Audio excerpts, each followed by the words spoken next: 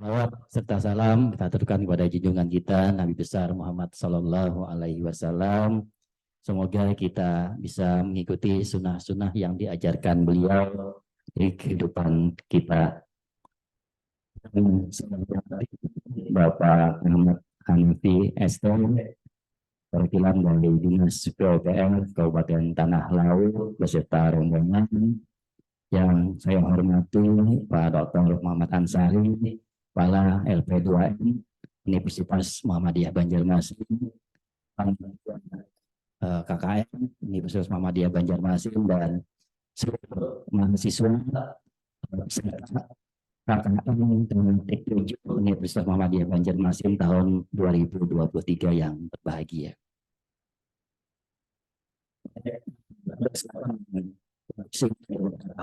Ini kami sampaikan bagi Universitas Muhammadiyah Banjarmasin di rangkaian kegiatan pembekalan mahasiswa KKN pada hari ini. Yang pertama, kepada Bapak yang sudah berhadir di ruangan kita pada hari ini memberikan informasi pengetahuan dan mungkin yang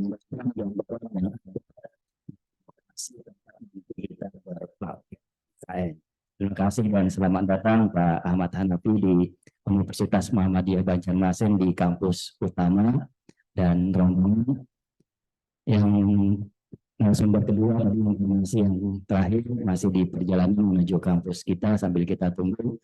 Mudah-mudahan beliau nanti bisa segera sampai di kampus kita.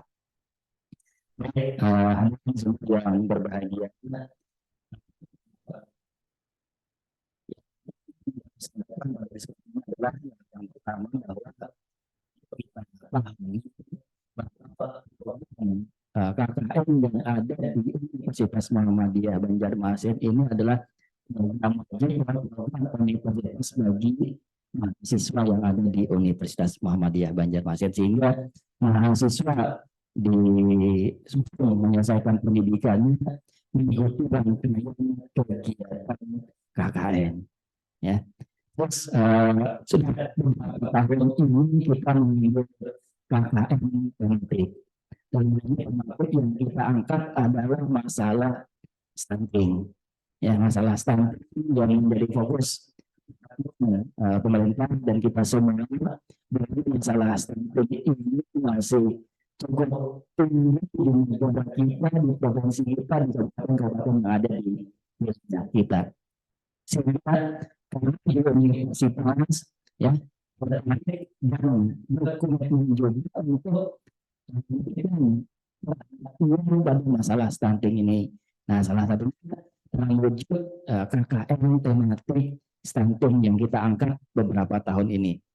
Dan kita sadar bahwa masalah ini sangat penting untuk kita atasi, dan kita sadar bahwa masalah ini tidak bisa kita bebankan kepada pemerintah, baik pemerintah pusat sampai pemerintah daerah. Sehingga kami di universitas berkontribusi bagi permasalahan bangsa. Salah satunya KKN melibatkan mahasiswa-mahasiswa kita.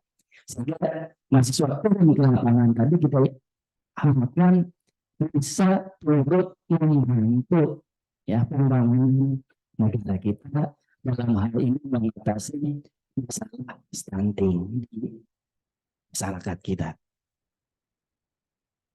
Selanjutnya ya tentunya hari ini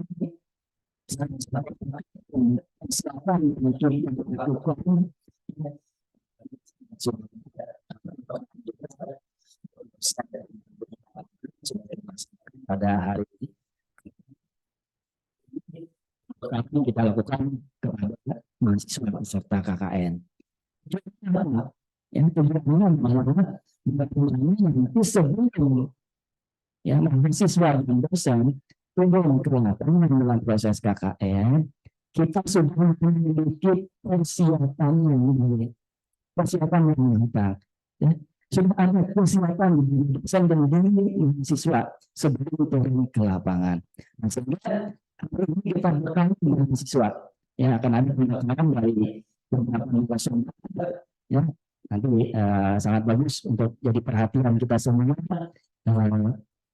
Kita bisa nanti mendapatkan informasi dari orang-orang yang ada di lapangan, terus program-program apa yang ada akan sudah dijalankan di lapangan, sehingga ini kita bisa meningkatkan kesiapan diri kita sebelum turun. Kalau kita siap, maka harapannya apa? PKKM yang akan kita lakukan bisa maksimal.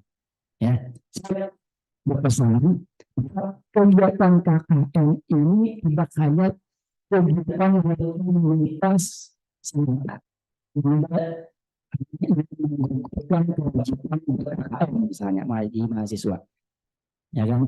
Cukup mengambil ikut peserta KKN ini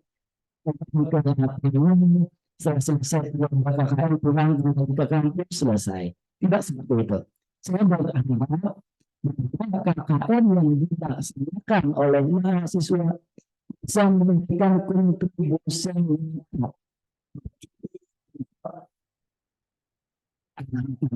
praktek atau lokasi KKN-nya.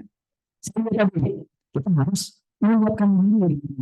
Jadi kita datang ke lapangan, ada hal-hal yang sudah kita buat, ada hal-hal, ada program yang sudah kita siapkan, yang ingin kita implementasikan di lapangan. Ya, sehingga hasilnya juga akan bisa menjadi dampak. Jadi, saya dirinya hanya sekedar datang pulang nanti pada periode penuntutan. Tidak. Sehingga ada hal yang ingin kita tinggalkan, ada hal yang bisa kita berikan bagi masyarakat, pemerintah daerah, ya.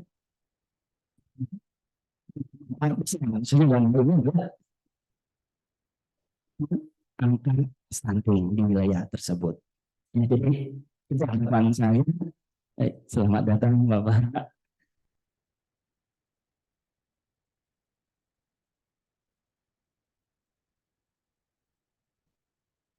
Ya, saya ingin mahasiswa tidak hanya sekedar KKN dan dalam arti ya setengah hari hanya ingin menggugurkan tugas akademiknya saja, tidak. Ya, samping Anda berapa positif yang bisa kita berikan, ada hal yang bisa kita berikan di masyarakat, sehingga samping apa mungkin nanti akan tercapai sebagai ibadah yang bisa kita ambil. Jadi, ada catatan ibadahnya luar biasa. Jadi kenapa kita memberikan hal setiap kebaikan dan dalam bisa dicatat sebagai kebaikan. Ya, sehingga siapkan diri kita semua sebelum nanti KKN dengan baik. Nah, salah satunya ini ada kegiatan pembakaran ya, harus diikuti ya dengan sebaik-baiknya untuk menyiapkan diri kita. Gitu, ya, sehingga tadi bisa meningkatkan kontribusi dari penurunan stuntingnya. Ya, kita ambil uang ya masyarakat berkontribusi emas. Ini tujuan kita. Yang tadi kita Universitas Muhammadiyah ya terpanggil untuk ikut berkontribusi masalah-masalah yang ada di negara ini. Dan ini mungkin salah satunya stunting. Menyiapkan generasi emas 2045, satu abad kemerdekaan negara ini. Itu kan? Generasi emas disiapkan, kita kabungkan untuk tadi satu abad kemerdekaan kita 2045. Itu harus sehat, bebas stunting. Yang mana jika masalah ini tidak kita perhatikan, bisa jadi pesantren dalam Mas ini. Nah, sehingga di sini melalui KKN sangat besar. Tadi setelah menyiapkan diri, ya setelah nanti sebenarnya tentang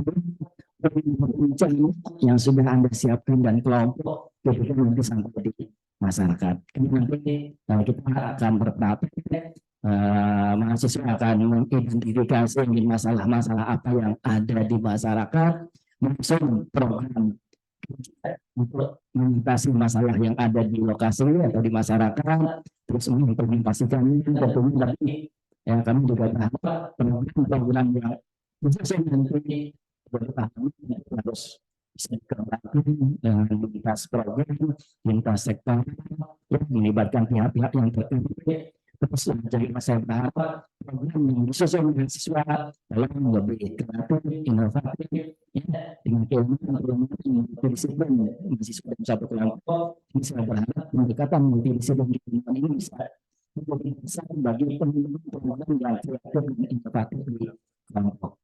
Ya, terus perkembangan juga yang nanti yang berpraktek di masyarakat atau di KKN ini adalah pelajaran yang bisa diambil oleh mahasiswa. Ya, pendekatan dengan masyarakat, kita belajar bagaimana nanti bersosialisasi di masyarakat, bagaimana program yang bagus bisa diterima oleh masyarakat. Ya, program bagus kalau pendekatan kita di masyarakat kurang bagus, bisa jadi program kita tidak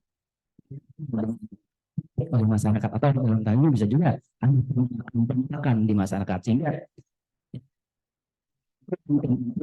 di sosial di masyarakat juga perlu Anda siapkan. Ya, saya sering ketika mahasiswa berpraktek di masyarakat itu mempelajari juga maklumat sosial yang ada di masyarakat setempat. Dan prakteknya kan bukan di lokasi tempat tinggal kita masing-masing ya. Nah, sudah ada ditentukan di beberapa lokasi ya, pelajari sosial masyarakat setempat ya. Itu penting kunci ya awal dalam program di masyarakat itu bagaimana kita bisa menghormati lingkungan sosial yang ada ya masyarakat tergantung bagaimana kita menghormati lingkungan sosial yang ada di masyarakat setempat itu yang saya pesankan ke mahasiswa ya melihat lingkungan sosial yang ada di masyarakat sesuaikan diri kita dengan norma sosial setempat kemudian ya norma sosial yang ada di kita di tempat kita tempat tinggal kita di kampus kita ini ada sedikit dengan norma sosial nanti di desa di lokasi kalau itu dijaga ya ya kalau dijaga kemudian juga mengikut nanti siswa semua yang semua dari kampus ya kan nah sehingga kita harus berlaku yang sesuai dengan norma-norma sosial setempat ini penting saya ingatkan juga karena kadang-kadang mahasiswa berpraktek itu kadang ada beberapa orang berkumpul gitu itu bisa dilakukan di kampus bisa jadi kita di kampus tidak sama dengan gaya-gaya norma sosial pergaulan orang di desa setempat dijaga ya nama baik kampus gitu kan atau dalam saya yang bagus itu jaga diri kita jaga kawan kita jaga kampus kita nah itu yang saya pesankan atau mahasiswa ya terus yang selanjutnya setelah kita di desa lakukan yang lebih untuk masyarakat setempat ya sesuai program untuk masyarakat setempat sesuai dengan masalah-masalah yang ada sehingga kita bisa meninggalkan yang bermanfaat bagi masyarakat setempat yang ada pelajaran bagus ketika mahasiswa KKN diisi oleh masyarakat setempat. Artinya masyarakat merasa kehilangan ketika nanti kita selesai ber-KKN. Karena kita adalah unsur penting mungkin, karena kita sudah dianggap bagian dari masyarakat itu.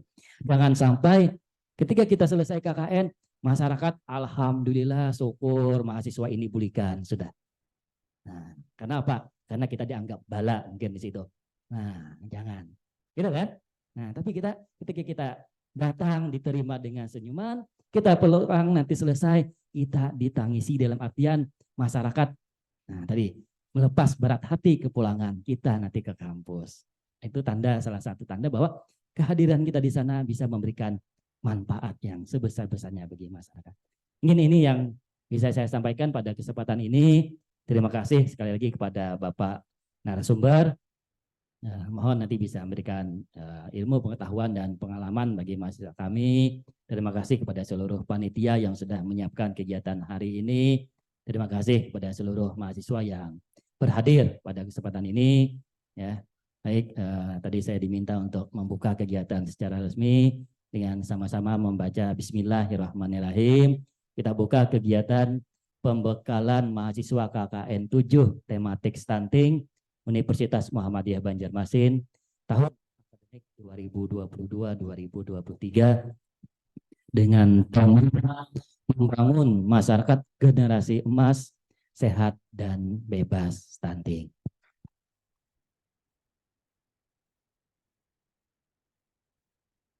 Teriring doa, mudah-mudahan kegiatan hari ini bisa berjalan lancar sesuai dengan nama yang sudah kita rencanakan. Dan terakhir bagi mahasiswa, selamat mengikuti kegiatan KKN. Mudah-mudahan dilancarkan juga proses KKN-nya, bisa memberikan yang terbaik bagi kita semua. Terbaik untuk diri pian, terbaik untuk kampus kita, terbaik untuk masyarakat tempat kita nanti ber-KKN. Terima kasih. Mohon maaf jika ada kekurangan. Billahi taufiq wa hidayah. Assalamualaikum warahmatullahi wabarakatuh.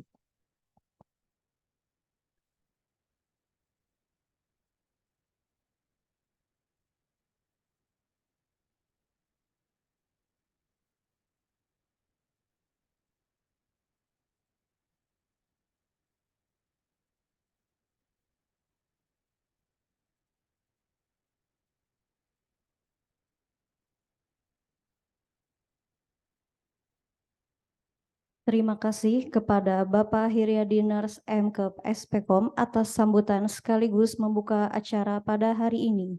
Marilah kita tutup acara pembukaan pembekalan mahasiswa KKN 7 tematik stunting Universitas Muhammadiyah Banjarmasin tahun akademik 2022-2023 dengan membaca hamdalah.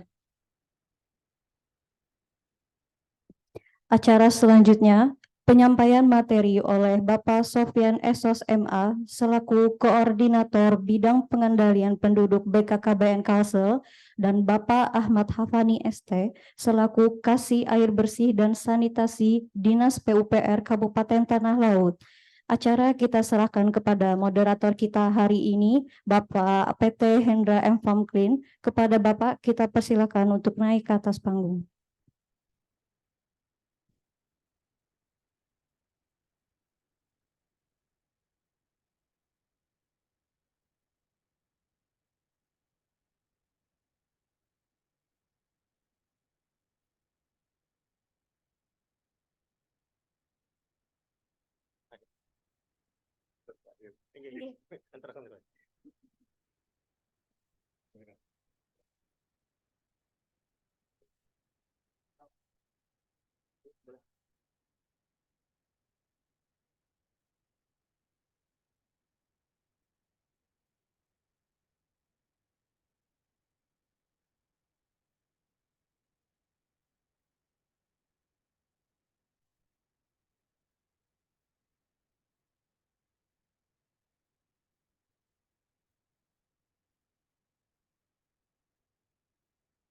Bismillahirrahmanirrahim. Assalamualaikum warahmatullahi wabarakatuh. Masih semangat? Masih lapar? Alhamdulillah, berarti normal. Jam ini memang jam-jamnya lapar. Asal jangan ngantuk. Yang di belakang aman? Kenapa kadang mau maju ke depan? Maju ke depan silahkan, supaya dapat door prize. Oke, silahkan yang mas-mas yang di belakang, yang kada kelihatan muhanya, maju ke depan dulu. Kita akan sama-sama mendengarkan materi. Silahkan. Dihitung sampai 3. Kalau kada maju. Bapak yang maju, Bapak sudah maju. Oke. Oke, 3. Adit, Dit. Jangan nyupani, Dit. 2, 1. Ya, karena Bapak bawa apa ke belakang lah, gasan mukul. Baik, teman-teman semuanya, insya Allah kita akan sama-sama mendengarkan materi dari PUPR dan juga dari BKKBN. Yang pasti materi ini sangat-sangat berguna nantinya bagi pian seberataan dalam hal pelaksanaan kegiatan kuliah kerja nyata. Kenapa kemudian kami dari panitia mendatangkan 2 pemateri dari dinas? Tujuannya adalah agar nanti pelaksanaan KKN yang pian kerjakan itu tetap ada sinergisitas dengan dinas-dinas yang terkait di daerah di tempat kalian KKN. Nah, hari ini insya Allah yang berhadir ada Bapak Sofyan, kemudian juga ada Bapak Hafani, yang nanti akan menyampaikan materinya tidak lama, hanya 30 menit per materi, namun kami dari moderator berharap nanti ada diskusi yang lebih luas ya, supaya nanti teman-teman punya gambaran lebih besar untuk pelaksanaan KKN nanti. Oke, sepakat ya? 1 orang 5 pertanyaan kira-kira lah. Jadi kita sampai sore insya Allah. Materinya 30 menit, tanya jawabnya sampai 3 jam nggak apa-apa. Ini bener serius Bapak nah? Oke, terlihat dari mahasiswa juga kelihatan serius ya. Oke, sebelumnya Bapak perkenalkan dulu untuk pemateri pertama. Disampaikan langsung dari Pak Sofyan SOS MA. Beliau asal kelahiran dari kota Banjarmasin. Tahu Banjarmasin di mana? Oke, nggak perlu diperjelas ya. Kemudian kelahiran tahun 82. Sudah menikah. Ya, ini paling penting ini. Yang paling penting itu. Alamat beliau di Gatot Subroto nomor 9 Banjarmasin. Kemudian juga ada alamat kantor di Jakarta gitu, Pak. Itu saya Jakarta Timur di sini. Kemudian alamat rumah di Mahligai KM Anyar. Kemudian jabatan sekarang sebagai Kepala Bidang Pengendalian Kependudukan. Kemudian pangkat beliau 4A dan nanti insya Allah untuk kontak silakan hubungi panitia. Pendidikan beliau untuk pendidikan terakhir beliau S2 Population Reproductive Health and Social Research Mahidol University Bangkok Thailand. Jadi luas nih ilmunya. Ya. Jangan bahasa Thailand nanti kita ada paham. Oke, insya Allah kada pakai bahasa Thailand, bahasa Banjar aja insya Allah beliau. Kemudian pengalaman kerja beliau sangat banyak. Di antaranya adalah sebagai kasih penetapan parameter kependudukan BKKBN Provinsi Kalsel tahun 2012 sampai 2015. Kemudian beliau juga pernah jadi kasih program kerjasama penelitian dan pengembangan BKKBN Provinsi Kalsel sampai tahun 2018. Beliau juga sebagai kasih data dan informasi BKKBN sampai tahun 2019. Kemudian beliau juga pernah menjadi Kepala Bidang Advokasi Pergerakan dan Informasi BKKBN Provinsi Kalsel sampai tahun 2021. Dan sekarang beliau sebagai Kepala Bidang Pengendalian Kependudukan BKKBN Provinsi Kalsel. Kita kasih aplaus dulu untuk beliau. Oke. Biar lebih afdol, nanti untuk pemateri kedua kita kenalkan berikutnya. Setelah nanti materi pertama selesai, baru nanti pemateri kedua kita kenalkan. Langsung saja kami berikan waktu kepada Pak Sofyan untuk menyampaikan materi. Kepada Pak Sofyan, disilahkan.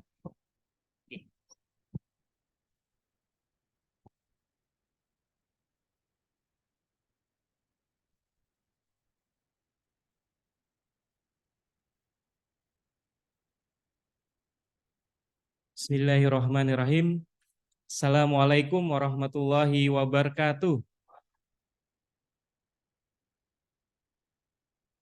Kayaknya masih lemes ya Pak ya. Mahasiswa kan harusnya semangat gitu ya adik-adik sekalian ya. Sekali lagi ya. Assalamualaikum warahmatullahi wabarakatuh.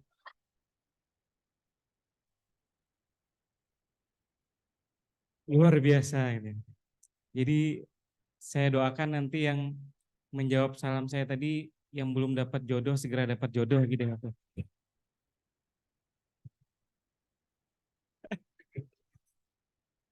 Ini setelah KKN malah ini Pak ya nanti ya dapat jodohnya kata Pak. Jadi izin Bapak Ibu sekalian, jadi di sini kami dari Badan Kependudukan dan Keluarga Berencana Nasional sangat menyambut baik sekali dengan hadirnya kuliah kerja nyata atau KKN tematik yang bertemakan tentang stunting. Jadi adik-adik sekalian di sini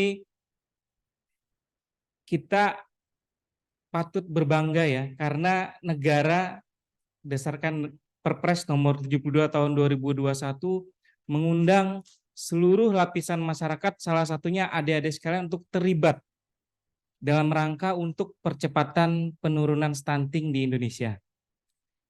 Tapi adik-adik sekalian kita harus samakan dulu persepsi nih. Jadi dalam pikiran kita harus sama dulu antara saya dengan adik-adik sekalian, kita harus sama dulu. Bahwa stunting itu adalah apa adik-adik sekalian? Stunting adalah kurang pendek, endek gitu ya. Nah, jadi kita samakan dulu nih, jangan sampai nanti ketika adik-adik sekalian turun ke lapangan menyambati orang stunting itu sama dengan endek. Salah besar ya. Jadi kita samakan dulu persepsinya dulu di sini bahwa stunting itu bukan pendek ya. Tapi orang stunting pasti pendek. Nah, ini ada dua hal yang berbeda ada sekalian di sini bahwa yang stunting itu bukan berarti endek itu bukan berarti stunting atau pendek itu stunting. Karena kita purun lah ada sekalian menyambati Bapak kita Profesor B.J. Habibie atau Bapak Yusuf Hamka sebagai orang yang stunting. Mungkin kita kada tega ya ada sekalian ya. Karena mereka atau beliau-beliau itu bukan stunting ya. Jadi yang terpenting dari stunting itu sebenarnya bukan masalah tinggi badannya ya, tapi bagaimana intelijensianya yang tidak bisa diandalkan. Dan ini bisa diintervensi sejak dini dan bisa dirawat atau diintervensi sehingga tidak menjadi angka stunting tadi ketika umurnya sebelum 2 tahun. Jadi setelah bayi tersebut dilahirkan, terindikasi stunting, bisa diintervensi sebelum 2 tahun, maka dia akan bisa melewati fase stuntingnya untuk bisa menjadi anak yang normal dengan IQ-nya yang luar biasa. Jadi di situ adik-adik sekalian ya, bahwa stunting ini bukan pendek, tapi orang yang stunting tidak diintervensi, maka dia akan menjadi pendek dan juga intelijensinya juga pendek. Mungkin ada kawan-kawan kalian yang biasanya kalau dulu di tempat saya tuh kalau misalnya mengerjakan soal itu waktu SD saya ya, paling sering terdiri di depan kelas orangnya itu aja. Ibaratnya kalau diberi masukan, diberikan pelajaran tuh mungkin kalau kita 1 atau 2 kali itu bisa masuk, tapi dia mungkin 10 atau 20 kali baru bisa masuk. Nah, itu masuk ke dalam kategori stunting. Tapi indikasinya bahwa seseorang terindikasi stunting kita lihat dari ukurannya spesifik ya. Kalau kita berbicara dengan mahasiswa ya Pak dosen ya, Pak dari PUPR bahwa ada ukurannya. Jadi seseorang atau terindikasi stunting tadi kita lihat ketika dia dilahirkan. Bayi wek-wek gitu ya, dilahirkan ukuran panjang badannya kurang dari 48 cm, kemudian berat badannya kurang dari 2,5 kg atau 2,5 kg, maka dia terindikasi stunting. Nah, itu poin awalnya ya, terindikasi stunting. Dan bisa diintervensi sebelum usianya 2 tahun. Jadi fase-fase itulah nanti akan menentukan baik nanti diintervensi secara sensitif ataupun spesifik, itu 2 hal yang harus kita kedepankan nanti. Oleh karena itulah nanti maka stunting ini bukan hanya ranahnya adik-adik yang mengambil studi tentang kesehatan, tapi juga masalah teknik, masalah pertanian yang berkaitan dengan FKIP juga bisa berpartisipasi dalam percepatan penurunan stunting tadi. Karena kita mengintervensinya nanti bukan dari sisi setelah dia terindikasi stunting tadi, tapi sebelum terindikasi stunting juga sudah kita laksanakan untuk intervensinya dengan yang disebut dengan intervensi sensitif. Nanti lebih lanjut teman kami dari PUPR akan membahas bagaimana intervensi yang berkaitan bukan hanya dari masalah gizinya, tapi juga ada hal lain faktor yang bisa menentukan untuk mempercepat penurunan angka stunting itu sendiri. Izin slide berikutnya, Mas. Jadi di sini Bapak Ibu sekalian, adik-adik yang kami banggakan, BKKBN Negara Republik Indonesia mengundang adik-adik sekalian terkait dalam pelaksanaan percepatan penurunan stunting melalui Tridharma Perguruan Tinggi, di mana di sini diharapkan perguruan tinggi itu mendampingi masyarakat. Mendampingi masyarakat karena adik-adik sekalian nanti akan menjadi agen perubahan di masyarakat, maka lebih baik lagi adik-adik sekalian di sini dalam rangka menjalankan yang namanya MBKM ya, Merdeka Belajar Kampus Merdeka, salah satunya lewat KKN tematik stunting tadi. Jadi nanti ilmu pendidikan yang adik-adik sekalian dapatkan di bangku kuliah bisa diterapkan di lapangan sebagai bentuk dari penerapan dari MBKM atau KKN tematik stunting itu sendiri. Kita lihat di sini adik-adik sekalian bahwa pendampingan perguruan tinggi ini yang pertama adalah untuk menuju Indonesia Emas tahun 2045 dan 2030 ya, kita akan mencoba untuk menembus yang namanya bonus demografi. Dan salah satu syarat jika bonus demografi itu bisa dicapai adik-adik sekalian di tahun 2030, angka stunting di Indonesia harus di bawah 20%. Oleh karena itulah Bapak Presiden kita, kira-kira masih ingat ya Bapak Presiden kita siapa nih adik-adik sekalian? Bapak Joko Widodo dan juga Pak Kiai Haji Ma'ruf Amin sebagai Wakil Presiden punya peran penting katanya beliau bahwa untuk mencapai Indonesia Emas tersebut kita harus bebas stunting. Salah satunya adalah dengan yang tadi adanya keluarnya Peraturan Presiden Nomor 72 Tahun 2021 di mana semua elemen masyarakat bergerak bersama-sama untuk mempercepat penurunan stunting itu sendiri. Dan salah satunya yang poin atau strategis yang dijalankan oleh masyarakat adalah lewat mahasiswa. Karena apa? Karena mahasiswa inilah nanti yang akan menggerakkan, merubah perubahan pola perilaku yang ada di masyarakat yang dari dulunya perilakunya kurang sehat menjadi perilaku yang lebih sehat lagi. Karena kalianlah tenaga yang terdidik. Kalian mempunyai skill, keterampilan tidak bisa dimiliki oleh orang-orang yang belum mencapai pada tahap pendidikan S1 ya. Dan salah satu yang menentukan stunting tersebut adalah kira-kira adik sekalian bisa nebak nggak?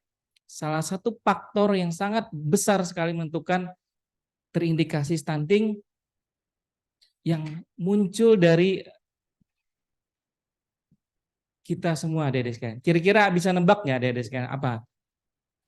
Betul. Nikah keanuman. Nikah dini. Tapi ketika Ulun menyampaikan nikah dini waktu di Jakarta, Ulun diprotes.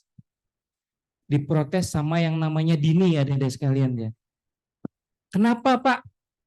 Kenapa namanya nikah dini? Saya nikah usianya 24 tahun Pak. Namanya dini tadi. Jadi oleh karena itulah dirubah lagi sekarang. Bukan lagi nikah dini, tapi namanya adalah pernikahan anak. Karena yang namanya pernikahan anak kita ada undang-undangnya ya. Jadi bisa kita bertentangan nanti dengan undang-undang perlindungan anak tadi. Dan kalau menikah, sekarang adik-adik sekalian, kalau undang-undang nomor 1 tahun 74, bahwa boleh menikah tahun ketika seseorang berusia pada usianya sekitar 16 tahun itu boleh nikah. Itu dulu tahun 74 ya. Tapi sekarang kalau mau menikah adik-adik sekalian harus minimal usianya 19 tahun. Nah, kalau sekarang kan sudah lewat ya. Ini rata-rata sudah di atas 19 nih, ada yang 20, 21 gitu ya. Jadi idealnya seperti itu adik-adik sekalian, tapi ternyata ada makna tersendiri nanti kenapa kita selain masalah stunting juga masalah kesehatan, Pak dosen, Bapak Ibu sekalian. Jadi karena kalau misalnya stunting tadi, bayi stunting, kemudian bayi tadi sih perempuan terindikasi stunting, tidak dirawat stunting, kemudian dia besar, nanti juga akan melahirkan anak yang stunting juga adik-adik sekalian. Jadi oleh karena itu kita mau memutus nih rantai stunting tadi dengan cara kita tunda nikah mudanya. Jadi kita harus menggalakkan yang namanya bukan pendewasaan ya, nikah di usia yang ideal. Kira-kira usia yang ideal berapa nih adik-adik sekalian? 23, 24 ya Pak ya? Jadi kalau BKKBN kita punya program yang namanya generasi berencana, usia ideal untuk perempuan menikah di usia 21 tahun. Yang ideal. Ternyata ada maknanya adik-adik sekalian, kenapa perempuan itu disarankan di usia 21 tahun. Karena ini kita nggak apa-apa berbicara agak kesehatan reproduksi ya. Jadi tulang panggul wanita itu diameternya akan mencapai 10 cm pada usianya 20 tahun. Diameter kepala bayi, adik-adik sekalian, kira-kira berapa? Jadi diameter kepala bayi itu rata-rata anak bayi Afrika kah, bayi Indonesia kah, bayi Banjar kah, bayi Thailand kah? Ini tuh rata-rata kepala bayi itu antara 9,7 cm sampai dengan 9,9 cm. Kadang lebih daripada itu. Kalau ada lebih dari itu biasanya ada kelainan yang namanya hidrosepalus ya, atau ada kepala bengkak gitu ya.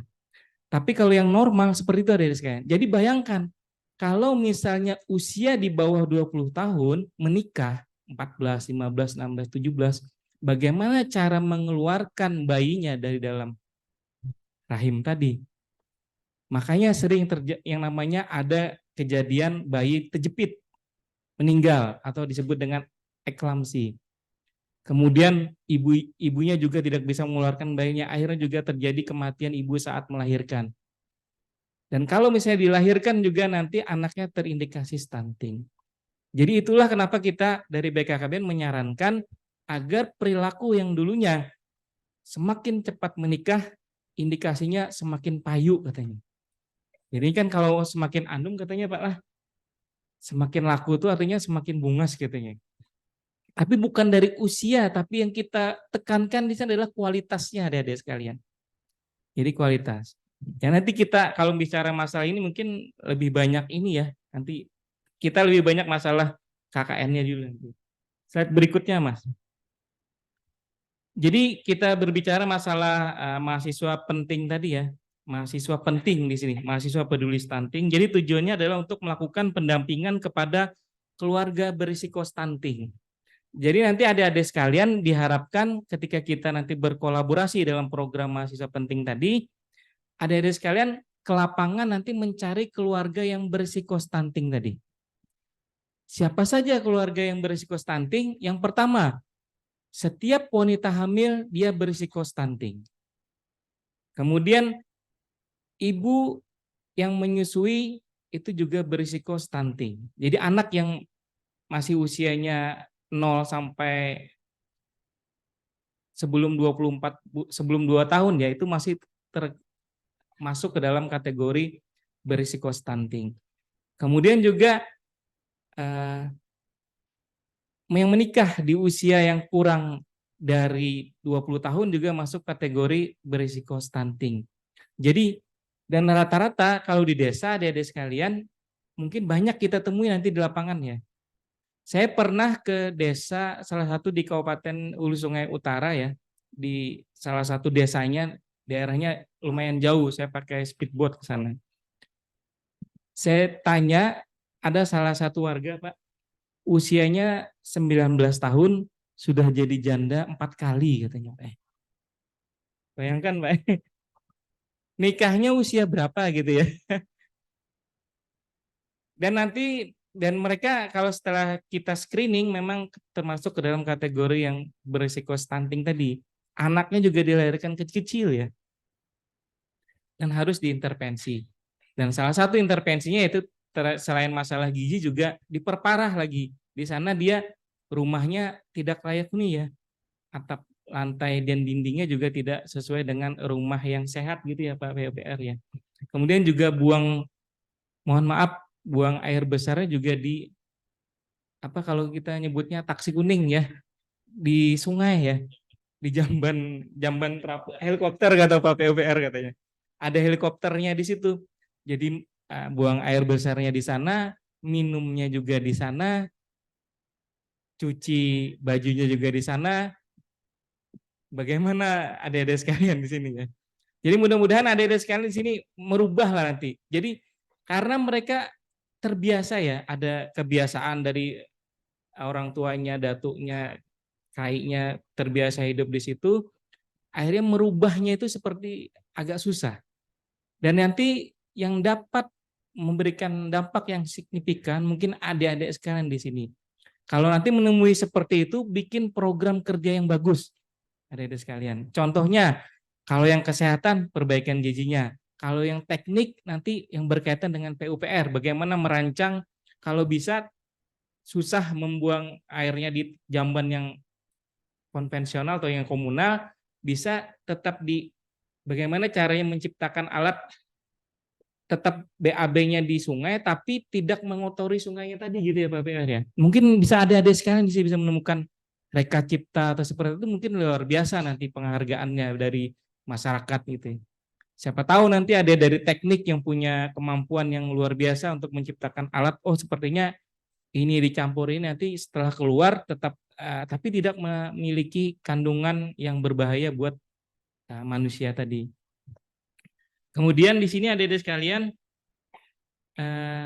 kita juga dari BKKBN sudah bekerja sama dengan Kementerian Pendidikan, Kebudayaan, Riset dan Teknologi dan juga perguruan tinggi di seluruh Indonesia, salah satunya di UMB ya Pak. Kita mempunyai kerjasama dan nanti untuk UMB kita kerjasamakan di daerah Kabupaten Baritokuala, kemudian Kabupaten Banjar dan juga Kabupaten Tanah Laut Pak. Nanti ada 3 lokus.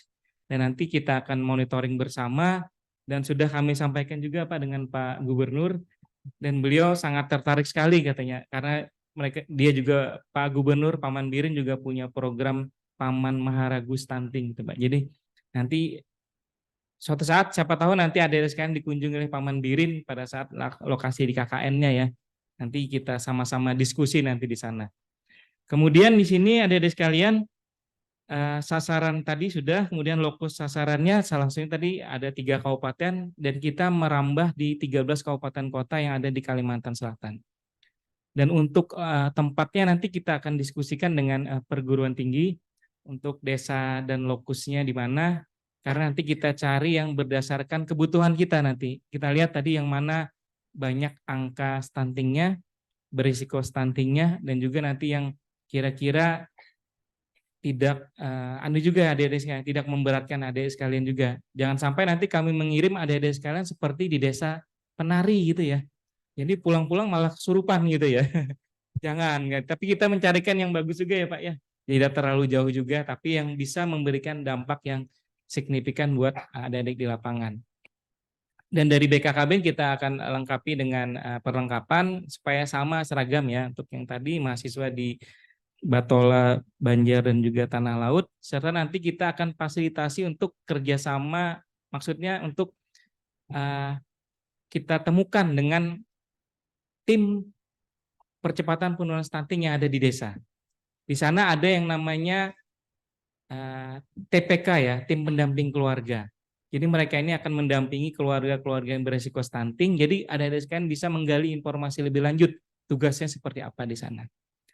Kemudian nanti di sana ada juga TPK tadi ada 3 unsur, dia dari unsur PKK, kemudian dari unsur bidan, dan juga dari unsur kader KB yang ada di desa tadi. Kemudian selain itu juga kita, kalau adik-adik sekalian yang pintar masak nanti bisa hobinya tersalur ya. Yang mungkin ada yang dari ahli gizi ya Pak ya, dari prodi gizi di sini mungkin belum ada ya. Atau nanti adik-adik sekalian yang punya kreasi menu yang bisa memanfaatkan bahan pangan lokal yang ada untuk percepatan penurunan stunting itu lebih kita akomodir. Kita ada yang namanya program Dapur Sehat Atasi Stunting atau lebih dikenal dengan DASHAT. DASHAT ya. Jadi di sana nanti kami harapkan adik-adik sekalian bisa, kalau misalnya adik-adik sekalian kurang familiar dengan masak-memasak, bisa berkoordinasi dengan ahli gizi setempat di sana. Jadi adik-adik sekalian memberikan sosialisasi bersama ahli gizi tadi tentang bagaimana makan makanan yang sehat tadi. Jangan nanti ibaratnya hanya lahir anak diberi pisang gitu ya. Habis diberi pisang kadang-kadang kalau ulun pernah menyaksikan seorang keluarga ulun lah, makannya pisang umurnya masih mungkin sekitar 2-3 bulan, nininya mengulum dulu pisangnya tuh. Supaya lama ya. Dikulum-kulum hanya diberikan ke bayinya pulang tadi. Kira-kira kumannya banyak mana sudah, dari nininya kumannya banyak sudah lah, masuk lagi ke bayinya. Nah, apakah ada sakit parut bayinya tadi ya, diare atau seperti apa. Nah, itu nanti akan merusak nanti perkembangan pertumbuhan daripada bayi tadi. Jadi kembali lagi ke tadi bahwa stunting tadi adalah ada kendala dalam pertumbuhan anaknya. Jadi kita lihat nanti, bisa ada lihat nanti dari grafik kalau di kesehatan di posyandu itu ada yang namanya KMS ya, kartu menuju sehat. Biasanya ada garisnya hijau ya. Kemudian, nah kalau yang anak-anak yang stunting tadi biasanya pada garis yang merah atau hitam. Artinya benar-benar berat badannya kurang. Dan jadi kalau stunting ini, kalau kita lihat dari bayi adik-adik sekalian, bahwa stunting ini dia tidak menambah terus berat badannya ya. Jadi berat badan tidak menambah, nanti tinggi badan juga ngaruh. Jadi bayi tersebut diharapkan tiap bulan tuh dia nambah berat badannya. Karena ketika bayi tersebut nambah berat badannya, maka otomatis tinggi badannya juga nambah. Kira-kira seperti itu adik-adik sekalian. Dan lagi yang kedua yang terpenting adik-adik sekalian, bagi yang mahasiswa terutama yang perempuan, tolong disiapkan untuk menjadi seorang ibu nanti. Jangan hanya dipikirkan preweddingnya adik-adik sekalian ya. Tapi yang penting adalah prekonsepsinya. Jadi adik sini maksud prekonsepsi ini ya, karena saya kadang-kadang pikiran gini, Pak saya mau bulan madunya di Paris gitu ya. Lebih mikirkan habis berapa ratus juta ya, tapi untuk prekonsepsi adik-adik sekalian tidak disiapkan. Itu yang fatal sebenarnya. Usia oke lah sudah 21 tahun, tapi juga dilihat yang maksudnya prekonsepsi itu seperti apa Pak? Ingat adik-adik sekalian, lihat pada diri adik-adik sekalian. Diukur dulu lingkar lengan atas adik-adik sekalian, sudahkah diameternya 23,5 cm atau kurang? Kalau kurang dari itu maka harus diperbaiki gizinya. Atau kalau di orang Banjar tuh jangan kekurusan. Perempuan ya, ini yang adik-adik perempuan ya, yang mau melangsungkan pernikahan nanti siapkan dulu dirinya tuh. Diukur dulu lengan ringannya. Kalau misalnya nggak bisa ngukur sendiri, datang ke puskesmas, minta ukurkan lengkar ringan atasnya ya. Kalau kurang dari 23,5 cm, itu masuk ke dalam kategori kekurangan energi kronis. Dan itu harus diperbaiki dulu adik-adik sekalian. Makanya sekarang kita siapkan ada aplikasi yang namanya LC-Mil ya. Elektronik siap nikah dan siap hamil. Jadi untuk yang pasangan yang mau menikah, 3 bulan terlebih dahulu kita screening. Dari lingkar lengan atasnya kita ukur, kemudian juga kadar HB-nya atau jar orang tuh apa Pak lah? Jangan kekurangan darah Pak lah. Jangan anemia. Kalau bisa di atas 11 ya, 12 atau berapa. Jangan sampai turun. Karena apa? Nanti adik-adik sekalian akan menjadi seorang ibu dipersiapkan. Karena rata-rata orang menikah di Kalimantan Selatan tuh pengennya ditanyai setelah menikah langsung pengen punya anak. Jadi harus dipersiapkan. Kalau punya anak harus tadi jangan kekurangan energi kronis. Karena ulun yakin adik-adik sekalian di sini pasti idolanya banyak dari K-pop ya, Korean pop tuh. Jadi body-bodinya yang slim, yang kurus itu ya. Ya kurus bagus juga, tapi dilihat lagi adik-adik sekalian gizinya. Jangan sampai nanti adik-adik sekalian kekurusan malah nanti menyebabkan anemia, kemudian juga anoreksia seperti. Nah itu jangan ya. Jangan sampai berpikiran bahwa kurus itu seksi gitu ya. Sekarang tuh pikirkan yang bagus itu yang ideal gitu ya adik-adik sekalian ya. Jadi cari contoh atau boleh kita mengidolakan, tapi juga jangan mengidolakan sampai ke bentuk fisiknya, karena kita cari yang sehatnya saja. Kemudian laki-laki juga jangan cuma perempuan ya, laki-laki nanti harus disiapkan nanti pasangannya 3 bulan sebelum menikah, usahakan jangan merokok adik-adik sekalian. Kalau laki-laki ya. Karena apa? Saya juga perokok adik-adik sekalian, tapi sekarang udah berhenti saya. Ternyata kalau sperma laki-laki yang perokok dengan yang tidak perokok tuh jauh beda adik-adik sekalian. Jadi kalau yang merokok ya spermanya tuh kan diteliti nih sama dokter ahli kebidanan. Jadi orang yang merokok itu adik-adik sekalian, spermanya tuh setelah diteliti ya pakai mikroskop gitu ya, dia jalannya tuh celingak, celinguk, celingak, celinguk, kayak orang kebingungan tuh adik-adik sekalian. Jadi gimana caranya membuahi atau menghasilkan anak kalau kondisinya seperti itu, kada sehat gitu ya. Tapi beda nanti dengan sperma dengan laki-laki yang atau pria yang tidak merokok tadi ya, tidak minum minuman yang bersoda, menjaga minuman soda, kemudian juga tidak minum minuman alkohol, kemudian olahraganya rutin. Dia tuh seperti apa ya? Seperti kendaraan tuh ya, gitu ya. Dia cepat. Jadi makanya cepat bisa menghamili istrinya nanti adik-adik sekalian. Jadi gitu ya. Jadi harus disiapkan nih. Selama 3 bulan. Kenapa 3 bulan? Karena sperma itu bisa menghasilkan itu ketika 3 bulan adik-adik sekalian.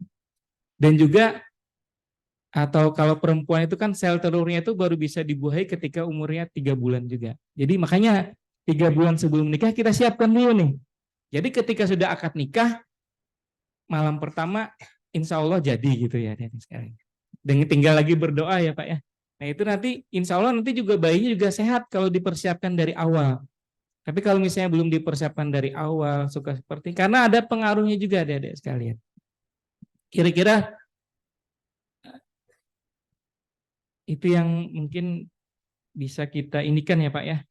Kemudian mekanisme kegiatan pendampingannya kira-kira seperti apa adik-adik sekalian? Mungkin slide berikutnya Mas.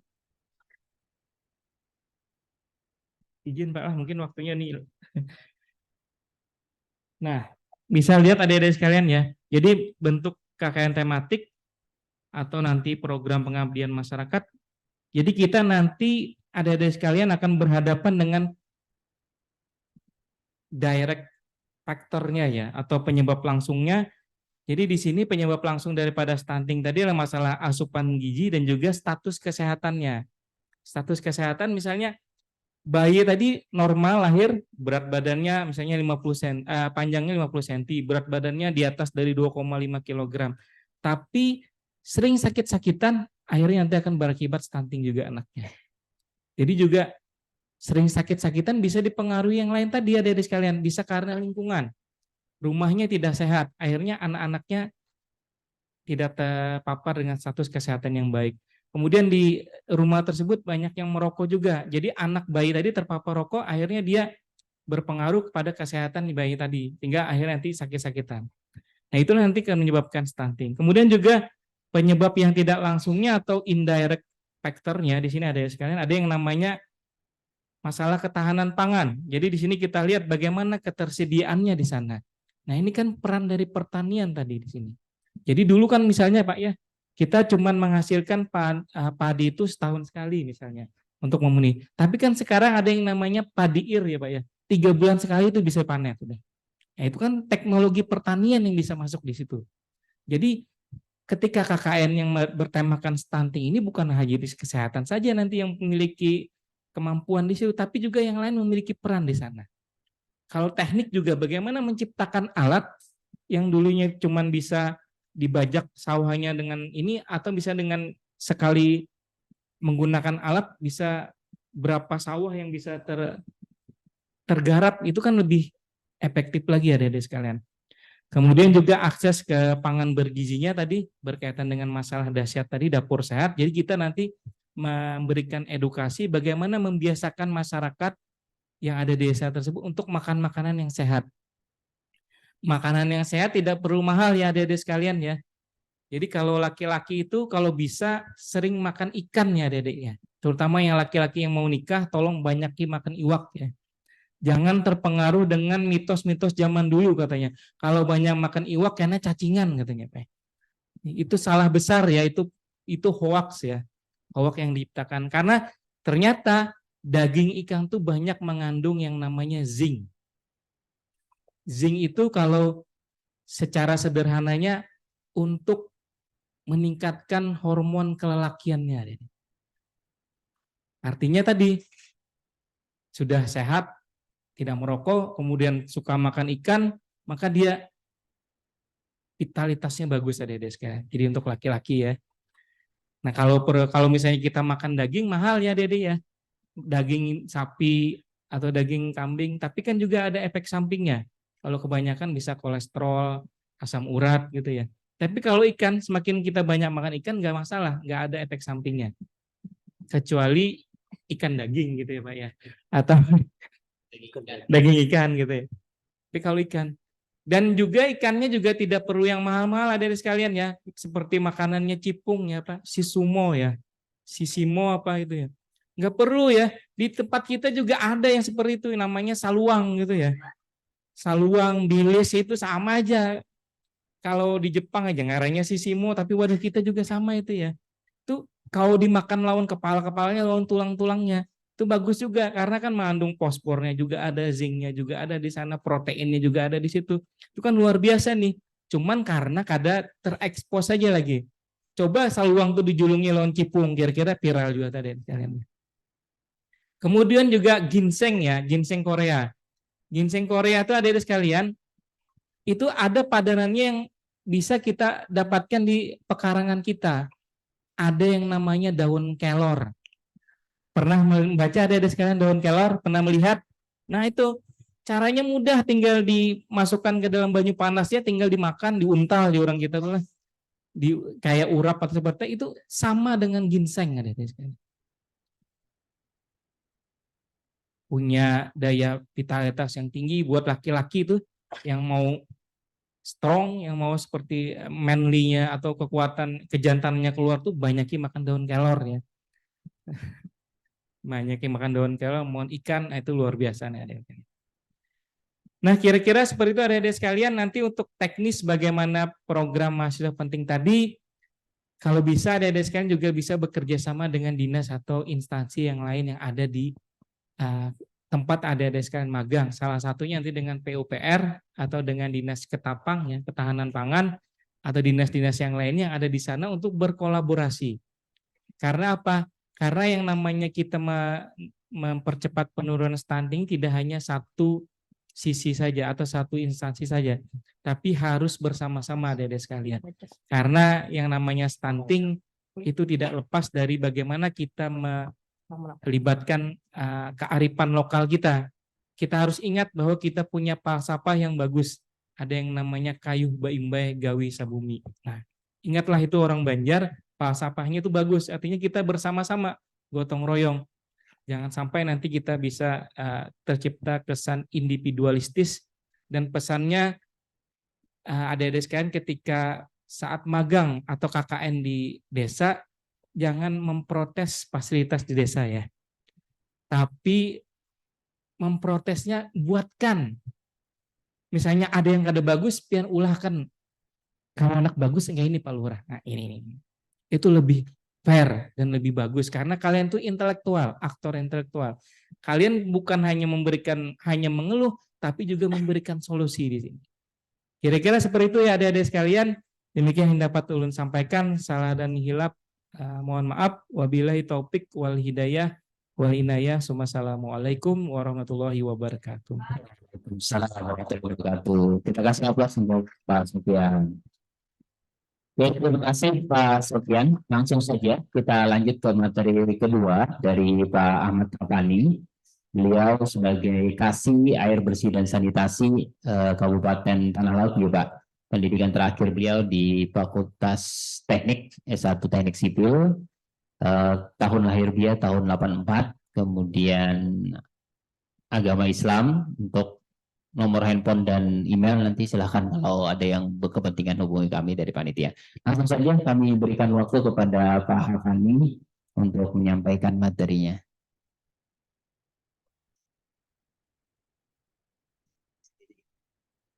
Assalamualaikum warahmatullahi wabarakatuh.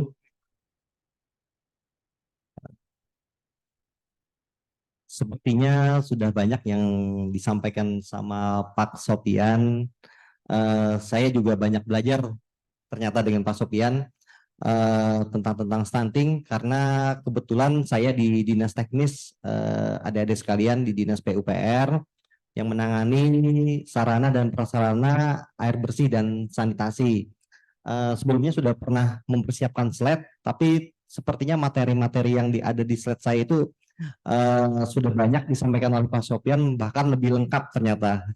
Jadi untuk mempersingkat waktu mungkin slide-nya tidak usah disampaikan, soalnya materi-materi ini sebenarnya sudah dijelaskan oleh Pak Sopyan seperti apa stunting, bagaimana cara mengatasi stunting, stunting itu apa saja, mulai dari 1000 hari kelahiran pertama bayi juga sudah terdeteksi, dari kehamilan sebenarnya sudah terdeteksi, sampai 1000 hari kelahiran bayi. Kita banyak sharing saja ya adik-adik semua, karena sudah banyak sekali yang disampaikan Pak Sopyan tadi. Dari pertama sebelum pernikahan pun sudah ada pencegahan untuk pernikahan anak, bukan pernikahan dini. Memang betul pernikahan anak dibatasi Pak ya, batasi umur maksudnya, bukan dibatasin apa. Sampai seseorang itu hamil perlu diintervensi, apakah dia menderita anemia, setelah lahir anaknya berapa tinggi badannya, berapa berat badannya. Tadi kan seperti yang disampaikan Pak Sopyan sudah sangat lengkap sekali. Tinggi badan tidak kurang dari 48 cm, berat badannya tidak kurang dari 2,5 kilo. Habis itu dia lahir seperti apa, 1000 hari pertama kelahiran terus di monitor, dan ibunya terus disarankan untuk melakukan apa namanya Pak, ke posyandu itu, posyandu screening, bagaimana grafik perkembangannya sudah sangat banyak dijelaskan sama Pak Sopyan. Jadi kami dari Dinas Teknis sungguh sangat berharap sama adik-adik semua yang ada di sini, bagaimana di sana nanti merubah pola pikir masyarakat, karena Dinas PU sudah sangat banyak ya, sudah membangunkan sarana air bersih, sanitasi, bagaimana masyarakat itu perilaku hidup bersih dan sehatnya berubah. Tapi kita tahu di lapangan tidak segampang itu merubah mindset, pola pikir masyarakat itu, walau sudah dibangun sarana air bersih, walau sudah dibangun sanitasinya, mereka setelah dibangunkan jamban sehat tetap berpikir bahwa yang akses nyemplung ke sungai itu adalah yang paling nyaman. Kenapa? Karena dia gimana ya? Kadang mereka berpikir seperti ini, kalau di dalam bilik ini aja Pak. Anginnya sepoi-sepoi. Kami bisa merokok dengan nyaman katanya. Padahal ke sungai itu masalahnya banyak, akan mengotori sungai. Perubahan itu walau kita sudah bangun, air bersih juga seperti itu. Air bersih kita bangunkan, air yang sudah siap mengalir di samping rumah dengan membuka keran, akses PDAM sudah dijalankan di sana. Mereka maunya beli dengan air jerigen yang dengan asumsi bahwa mereka itu selama ini dengan mengonsumsi itu masih tetap sehat. Kenapa katanya? Karena banyu ini Pak ada pakai kimia kaporit. Sebenarnya kita tuh harus memberikan asumsi bahwa masyarakat itu air bersih ini walau pakai kimia kaporit ada batasannya, ada batasan NTU-nya, ada batasan keruhannya, ada batasan kimianya. Tidak seperti kita mencampur air yang ada di sungai, kita campur kaporit dengan tawas, tahu-tahu itu bisa kita minum, tidak, karena mereka itu pasti dengan hasil uji laboratorium dan berkala dilakukannya. Nah, asumsi-asumsi itu harapan kami kepada para mahasiswa yang di sini, karena kalian ini adalah aktor intelektual, bagaimana cara mengembangkan, cara mensosialisasikan kepada masyarakat bahwa ini loh air bersih ini Pak, Bu, udah teruji laboratoriumnya, insya Allah sehat, insya Allah aman. Bayangkan banyu PDAM itu 1 kubik bayarnya cuma 6.500, 1 kubik itu sama dengan 1.000 liter. Masyarakat di suatu kawasan saya sebut ya kawasannya ya, Kurau dan Bumi Makmur, itu beli 1 jerigen itu 2.500, 1 jerigen isinya cuma 20 liter. Kalau 1.000 liter dibagi 20 liter, 50 jerigen. 50 jerigen dikali 2.500 berapa? 12.500 ya? Lebih 125.000. 125.000. kubik 1.000 liter air PDAM. Nah, padahal dengan adanya akses air bersih itu, keadaan ekonomi seseorang juga akan berpengaruh karena saking murahnya akses air bersih tersebut. Tapi masyarakat tidak menyadari itu, maunya terus mengonsumsi air yang beli di jerigen karena asumsinya kami selama ini Pak pakai banyu ini kada pernah sakit parut, aman-aman aja. Jadi kada apa-apa aja nukar banyu nih. Kayak itu masalahnya, jawabannya seperti itu. Jadi harapannya Pak, ada ini kan ada intelektual, bagaimana cara santun, cara sopan untuk menyampaikan itu kepada masyarakat, merubah perilaku mereka itu dari yang tidak sehat, yang tidak bersih, bagaimana caranya, tapi dengan kata Bapak Sofian, kata Pak Wakil Rektor tadi, cara norma yang akan disampaikan seperti apa. Kita tidak bisa menjudgment, Pak, pian harus gini Pak, nggak ada bisa seperti itu. Yang membangunkan aja kan ada bisa pander. Yang membangunkan kan ada bisa ngomong karena merubah perilaku itu pelan. Padahal berpengaruh besar terhadap mereka itu. Mereka kan ada sadarnya bukan punya sadar tapi lambat sadarnya. Nah seperti itu harapannya. Terus di Dinas PU ini kan intervensi sensitif ya Pak ya. Jadi intervensi itu ada 2 berdasarkan Perpres nomor 72 tahun 2021 Pak ya.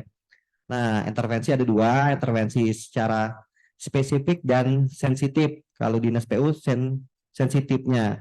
Kalau yang spesifik itu pemberian makanan tambahan, PMT, pemberian vitamin pada anak, pada ibu hamil juga ya Pak ya. Nah, di PAUD juga ada biasanya untuk PMT Pak ya, penambahan makanan tambahan. Jadi tadi Pak Sofian sebenarnya sudah banyak sekali yang menjelaskan seperti itu. Jadi di Dinas PU ini kita sudah berusaha, sudah memaksimalkan bahwa untuk sarana air bersih dan sanitasi mendukung stunting itu sudah merah gitu. Nah, dari bawah sampai atas sebenarnya. Kalau Dinas PU itu isinya memang sarana dan prasarana Pak ya. Dan tidak bisa sarana dan prasarana itu tanpa ada keberpihakan pihak lain untuk mensosialisasikannya. Karena merubah pola hidup itu sangat sulit daripada membangun suatu sarana dan prasarana. Jadi yang mungkin kita tidak tahu ya, yang seperti yang disampaikan Pak Presiden Jokowi ini anggarannya apa-apa sosialisasi gitu. Tapi kita kalau untuk sarana dan prasarana fisik memang tidak ada sosialisasi kalau fisik Pak ya. Nah, kalau di dinas lain memang harus ada sosialisasi, merubahkan pola pikir, pola mindset manusia itu macam-macam. Apalagi dengan karakter kami di Tanah Laut, ada daerah pertanian di Pura Bumi Makmur. Di sana karakternya agak sedikit keras Pak ya, sama daerah pesisir pantai. Jadi bagaimana cara bersikap, bagaimana cara berkata bersopan santun terhadap mereka.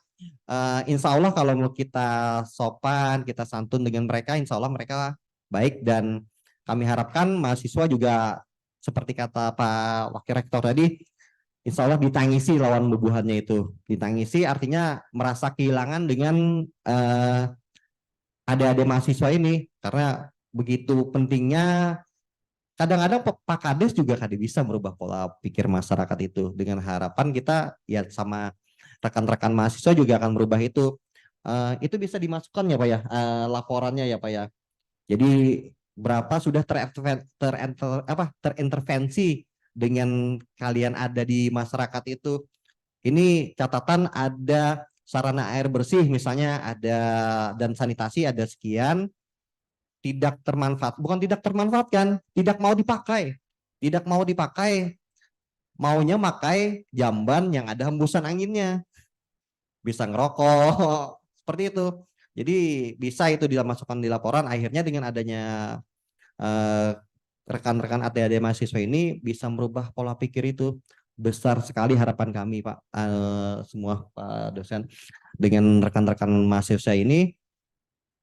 Jadi mungkin itu saja yang bisa ulun sampaikan Pak. Tadi sudah sangat banyak disampaikan oleh Pak Sofian. Harapannya satu tuh, berubah pola pikir masyarakat menuju generasi emas, generasi sehat. Mudah-mudahan Indonesia menjadi generasi yang sangat berkembang ya.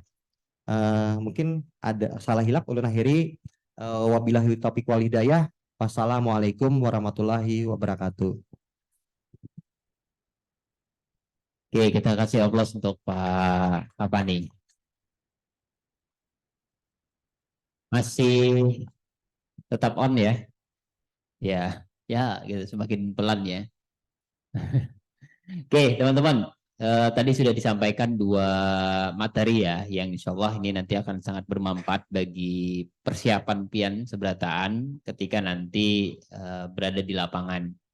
Materi-materi tadi sebagai bekal bagi pian yang pastinya nanti akan bisa menambah ya pengetahuan dari pian sendiri, pemahaman dari pian, dan kemudian nanti pian menjadi mediator untuk edukasi ke masyarakat. Nah, sangat penting ya materi-materi yang tadi disampaikan. Selanjutnya kita masih ada waktu kurang lebih 10 menit sampai 15 menit ke depan sebelum waktu zuhur. Kami berikan kesempatan kepada bubuhan pian yang ingin bertanya. 2 orang terlebih dahulu.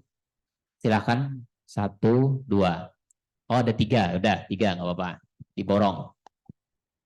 Ya, putri semua. Di depan tadi 2, Pak Rahmat di sebelah kanan. Oh, yang di belakang duluan. Sebutkan nama, kemudian jurusan, prodi, terus pertanyaannya kepada siapa, Pak Sofian atau Pak Hapani. Silakan berdiri ya. Ya, berdiri udah belum? Oh ya. Nah, sebelumnya terima kasih Bapak sudah memberikan waktu ulun untuk bertanya.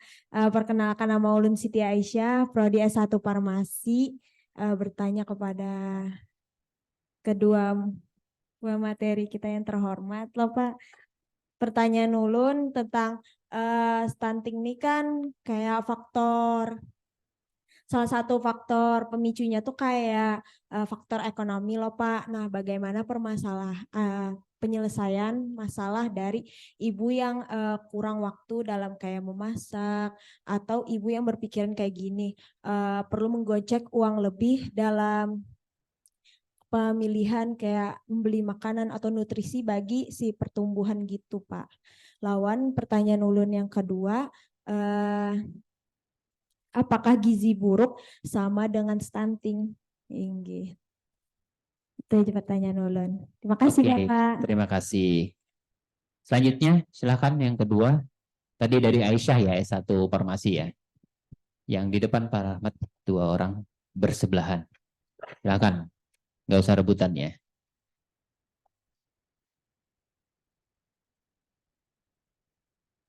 Perkenalkan, nama saya Maulidia dari Prodi S1 Bahasa Indonesia. Izin bertanya kepada Bapak Sofian untuk pembahasan mengenai stunting. Gimana cara mengatasi anak yang terindikasi stunting? Namun, orang tuanya ini malah marah ketika anaknya ini disebut terkena stunting. Bahkan, orang-orang yang dari kesehatan ini disebut mengada-ngada. Nah, seperti apa itu Pak cara kita mengatasinya? Karena ini pengalaman ulun waktu mengikuti program stunting saat di desa. Terima kasih Pak. Terima kasih. Namanya tadi siapa? Maulidia. Maulidia. Oke, terima kasih. Yang lanjutnya sebelahnya.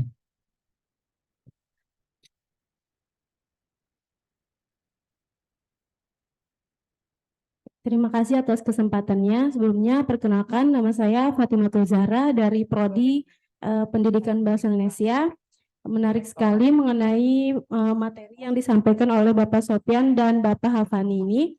Karena izin bercerita sedikit mengenai di desa saya itu memang banyak sekali dilihat pernikahan di usia anak atau sering dibilang usia dini.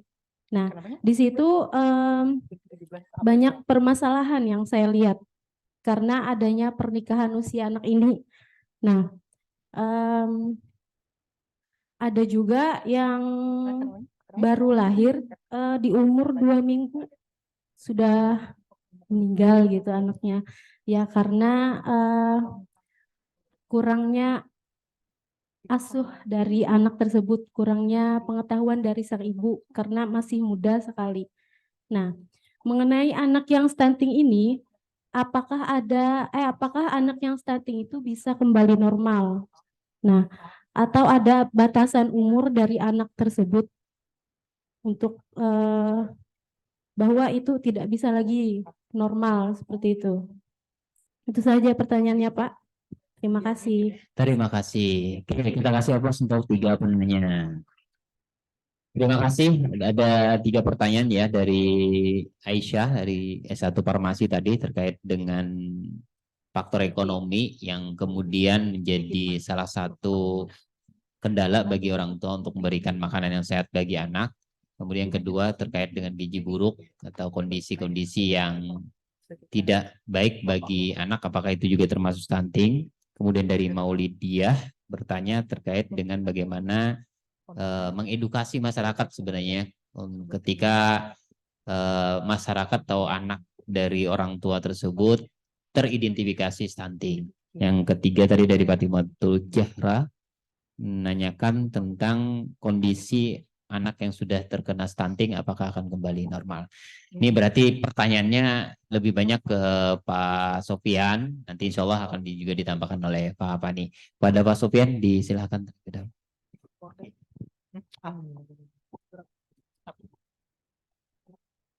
Bismillahirrahmanirrahim. Pertanyaannya bagus-bagus ya adik-adik sekalian ya. Berarti tadi Pak mahasiswanya on semua nih. Bukan on dalam artian play gitu ya. Tapi menangkap semua nih dari tadi menyimak. Jadi terkait bagus sekali Mbak dari farmasi ya tadi terkait masalah gizi buruk atau lebih dikenal dengan Erasmus ya. Jadi kalau stunting itu kita bedakan lagi tadi. Stunting itu adalah gagal tumbuh sebenarnya. Jadi ketika stunting itu tidak diintervensi, tidak dibiarkan aja gitu Pak ya, dibiarkan kalau saya diberikan apa lagi, diberikan perawatan seperti apa, akhirnya dia akan menjadi gizi buruk, Erasmus. Jadi stunting ini penyebab daripada Erasmus tadi ya, gizi buruk. Jadi kalau misalnya tidak dilakukan intervensi yang tepat, baik penanganan gizi ya, kalau sudah terindikasi stunting tidak ada hal yang lebih bisa dilakukan lagi, kada perlu lagi pakai dukun, kada perlu lagi minta banyu-banyu tetambahan, itu harus dilaksanakan intervensi dengan protein hewani. Jadi bagaimana dia harus meningkatkan tinggi badannya tadi. Jadi dengan hewani. Kalau sekarang kita ada program campaign namanya cukup 2 telur gitu Pak ya. 2 telur dikasihkan buat anaknya tadi. Jadi jangan 2 telur tadi gasan abahnya gitu ya. Tapi anaknya jadi 2 telur tadi tiap hari ya untuk yang terindikasi stunting tadi. Supaya dia jangan Erasmus tadi gizi buruk. Jadi kalau misalnya ini. Kemudian terkait masalah koler tadi. Ini penyakit kolernya ini adik-adik sekalian ya. Harus dirubah kata Pak Pandi tadi. Harus dirubah yang namanya penyakit koler bermasak. Handak yang praktis. Padahal yang praktis itu kada tentu yang bagus gitu ya. Sekarang ini kita harus ingat adik-adik sekalian bahwa yang namanya junk food itu udah masuk lewat ke desa-desa, sudah masuk ke dalam gang-gang lewat yang namanya orang berjual ayam goreng KFC itu pakai gerobak tuh udah masuk tuh. Jangan kalah adik-adik sekalian ya. Jadi harus juga nanti kalau yang nanti punya anak bayi atau baby yang baru lahir, jangan langsung dikasihkan ayam KFC itu ya, ayam ketaki itu ya. Dikasihkanlah makan makanan yang bagus gitu ya Pak ya. Kalau misalnya bayi usia 0 sampai 6 bulan tidak boleh makan makanan yang lain selain daripada ASI, air susu ibunya. Bukan air susu inya gitu ya, tapi air susu ibunya. Air susu jangan, jadi 0 sampai 6 bulan jangan dikasih apapun selain daripada ASI. 6 bulan ke atas baru diberikan yang namanya MPASI atau makanan pendamping ASI ya Pak Pani ya. Kalau MPASI juga bertahap, misalnya 6 bulan sampai 1 tahun kan harus yang bubur gitu Pak ya.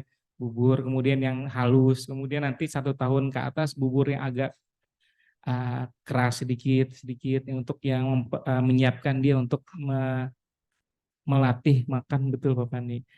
Nah itu kolernya ini nanti yang kita ini kan ya Mbak ya, karena kita turun di lapangan yang namanya koler itu yang jadi masalah karena kan apa?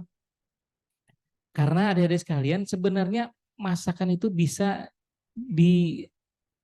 yang simpel-simpel gitu ya. Misalnya dulu saya itu protes sama Kuitan Ulun dulu. Sayur waluh, pahis waluh. Kayaknya semua tumat gangan waluh lagi. Ternyata itu yang dicari adik sekalian ya. Jadi waluh itu kalau adik sekalian nanti cari di referensinya. Bahwa itu setara dengan wortel. Jadi sama nilai gizinya. Jadi jangan supan, wah makanan anu ketujuh bahasa Inggris ya makanannya waluh ketia waluh ya. Ternyata itulah yang membuat kita pintar adik-adik sekalian selama ini. Nah itu jangan dilupakan ya adik-adik sekalian ya. Jadi kalau rumah masak nanti kita ada program nanti Mbak, nanti mudah-mudahan nanti ketika turun ke lapangan nanti bisa ketemu dengan kader yang namanya Dasyat tadi, Dapur Sehat Atasi Stunting. Jadi di sana kita kreasikan Dasyat tadi, nanti masyarakat di sana mengolah makanan sehat tadi. Jadi bagi yang kada sempat memasak itu bisa menukar di sana. Diolahkan nih bubuhan kader-kadernya nih, diolah dimasakkan. Jadinya menukar di sana. Daripada nukar makanan junk food tadi, diolahkan dari makanan MPASI yang sehat tadi. Tentu nanti akan rasanya tentu akan beda ya kalau dicampur dengan micin gitu ya. Nah, kita harus menghindari micin tadi. Caranya nanti diganti dengan gula. Seperti apa?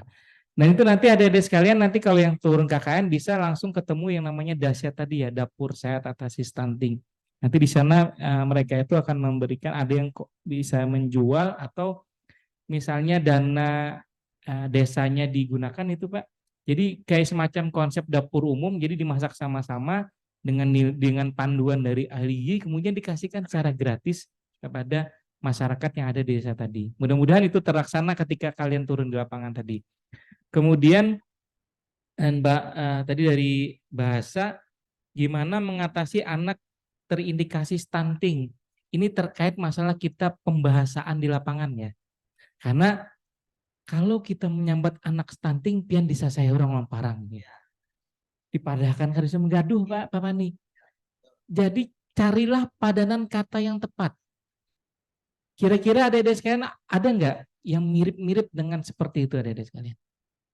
Yang bahasa Banjar. Kira-kira ulun yakin adik-adik sekalian pernah kenal tuh. Ada yang bisa nebak nggak? Dihisap buyu di orang tuh. Nah, itu bahasa lebih halus adik-adik sekalian. Jadi anaknya ini kayaknya terindikasi kayak dihisap buyu kalau pian takutan kalau menyambut stunting lah. Nah, kayak apa caranya? Jadi dihisap buyu itu bukan dicari ke orang pintar malah, tapi diberikan makanan protein hewani. Kalau yang sudah umurnya 1 tahun ya. Tapi kalau yang masih belum tahun itu harus dikasihkan ASI-nya, harus banyak dikasih air. Dan juga pola makannya juga harus seimbang ya adik-adik sekalian ya. Jadi kita seperti piramida ya. Kalau piramida itu kan pola makan sekarang jangan terbalik. Yang paling bawah, yang paling besar itu biasanya nasinya ya. Jadi kalau makan tuh iwaknya tapi ada jubung kelihatan tuh nah. Ibaratnya kucing berdudukin kelihatan gitu nah. Itu salah adik-adik sekalian ya. Kalau bisa itu yang namanya karbohidratnya itu Pak di pucuknya aja, seperlunya aja adik-adik sekalian. Dan karbohidrat itu bisa bukan hanya dari beras, tapi jagung, kemudian ubi juga itu bisa jadikan padanannya untuk memenuhan karbohidrat. Jadi nanti bisa adik-adik sekalian perkenalkan bahwa makan nasi itu juga bisa diganti dengan makan jagung atau juga makan ubi tadi. Jadi dianggap sarapan. Jadi kalau di Banjar, ini Pak Pani ya, kalau kita orang Banjar itu kadang-kadang kalau kada makan nasi itu bahkan kada makan ya. Makan pagi kah? Belum tadi, padahal tadi habis untuk 2 biji tadi. Padahal sama, untuk juga mengandung karbohidrat kan. Nah, itu harus dibedakan kan ada sekalian ya, bahwa karbohidrat itu bagian kecilnya saja. Jadi yang paling besar itu ada sekalian, yang paling besar untuk di lapisan kita untuk makan itu apa ada sekalian? Air. Banyu jurang Pak lah. 8 gelas sehari kalau bisa tuh. Jadi ada sekalian.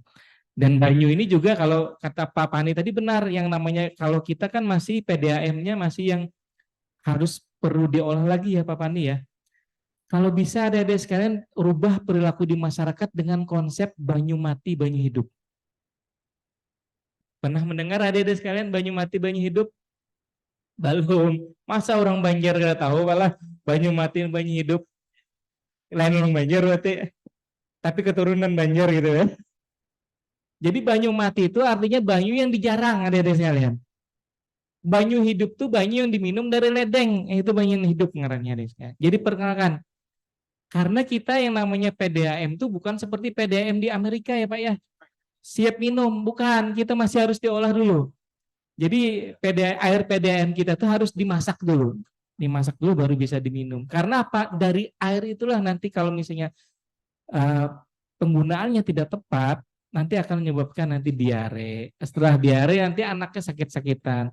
Setelah sakit-sakitan nanti namanya stunting. Nah itu yang harus kita pikirkan. Kira-kira seperti itu ada sekalian. Dan itu nanti sekaligus menjawab bahwa stunting itu dianggap mengada-ngada katanya Pak. Jangan. Karena stunting itu akibatnya nanti ketika tidak diintervensi 2 tahun dibiarkan lewat, maka nanti akan ada bukan mendapatkan ya, maka akan terpapar penyakit yang tidak menular. Contohnya diabetes. Jangan salah loh ada sekalian. Sekarang anak SD pun ada yang kena diabetes. Karena apa? Pola asuh dan pola makannya yang bermasalah. Artinya apa lagi Pak Pani ya? Artinya pola perilakunya harus berubah di sini. Pak Pani sudah membangunkan dari tim PUPR sudah membangunkan jambuan yang sehat, tapi perilakunya nggak mendukung ke sana, akhirnya balik lagi. Jadi nanti turunnya adik-adik sekalian di sini bagaimana mengubah mindset orang tuh. Mindset masyarakat di sana yang dulunya kurang bagus, kita bawa ke perubahan yang lebih bagus. Karena dalam Islam juga diajarkan ya Pak ya, kebersihan itu yang utama. Di mana-mana juga di desa itu juga yang kebersihan utama. Jadi kita memasaknya higienis, bahan-bahannya juga higienis, itu akan menyebabkan lebih bagus lagi. Dan kalau bisa memberikan makanan anak jangan menggunakan micin ya. Karena apa? Kalau anak sudah usianya setahun lebih dimakani taro, ciki atau apa tuh karena anak makan laginya. Karena itu mengandung natrium tuh, Pak. Kadang-kadang di masyarakat itu, karena Bapak anak kami sehat aja makan ini katanya. Nah itu salah satu bagaimana cara merubahnya ya Pak ya. Satu lagi, jangan dibiasakan kekanakan minum banyu teh. Kenapa? Nanti menghambat pertumbuhan ada di sekalian. Jadi jangan karena wah ini pinanya lesu nih anak-anakan nih ini kurang gula kayaknya ya, diaduk-akan teh. Ternyata justru itu yang menambah lemasnya si anak tadi ada sekalian. Bukan seperti itu ya, tapi berikan di air. Air putih ya maksudnya. Syukur-syukur kalau ada air jam-jam gitu ya. Lebih bagus lagi gitu ya kalau ada jam-jam. Nah, itu ada sekalian ya. Kemudian lagi banyak faktor, memang banyak faktor tadi kata Pak Ani, ada faktor sensitif, ada faktor yang spesifik yang menyebabkan stunting. Jadi kita mulai dari hulunya dulu kita cegah. Menikahnya ideal. Anak-anak remaja putri kita siapkan jangan sampai anemia dia. Artinya nih yang mau melahirkan anak yang indikasi stunting otak ini kita sudah siapkan nih. Kalau sudah misalnya sudah takdir Tuhan itu kan kita kadakawa sudah kun payakun gitu ya Pak ya. Sudah tercipta, sudah kodratnya, iradatnya kita nggak bisa merubah lagi. Tapi yang penting kita ikhtiarnya dulu nih, berusaha nih. Itu lain kisah tuh. Karena kan kita yang namanya manusia kan berusaha dulu nih. Masalah stunting atau katanya itu kan urusan belakangan Pak. Kemudian apakah stunting ini ada contoh nyatanya? Ada. Tidak jauh-jauh anak saya sendiri. Anak saya yang kedua, anak saya yang pertama bayi sehat. Anak saya yang kedua Pak, ketika lahir normal, panjangnya 50 cm, beratnya 3,1 kg. Kemudian sakit. Akhirnya untung saya terindikasinya usianya setahun Pak. Ya, Pak. Kok merah gitu ya di KMS-nya itu. Langsung saya sampai sama teman saya dokter tuh, wah bapaknya ngomong-ngomong stunting, anak ini ketulahan katanya Pak. Jadi ternyata bisa diintervensi. Ada sekarang. Jangan takut ya. Tapi tadi syaratnya sebelum 2 tahun. Sebelum 2 tahun masih bisa diintervensi atau kalau kita sebut dengan 1000 hari pertama kehidupannya. Jadi 1000 itu 9 bulan dalam kandungan, 2 tahun setelah bayi tersebut dilahirkan, itu 1000 hari. Nanti kita lanjut sebentar ya, ada azan.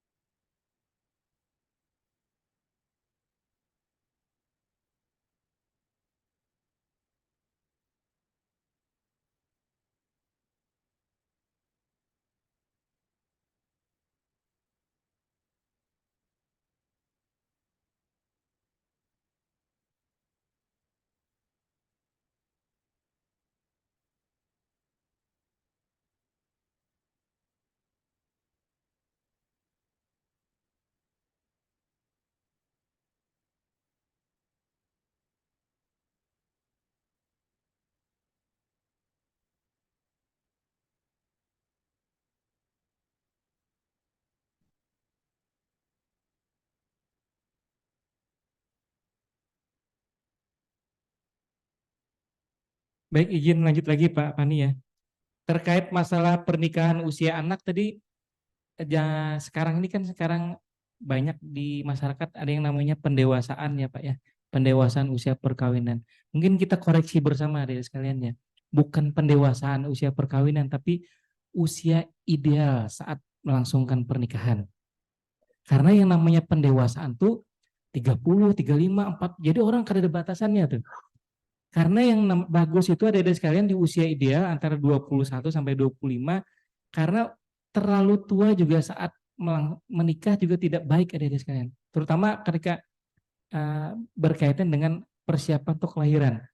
Misalnya di atas 35 tahun. Karena kan sekarang jangan sampai pikirannya anak-anak sekarang mau ada sekalian jangan sampai ada pikiran ya, nauzubillah min dzalik.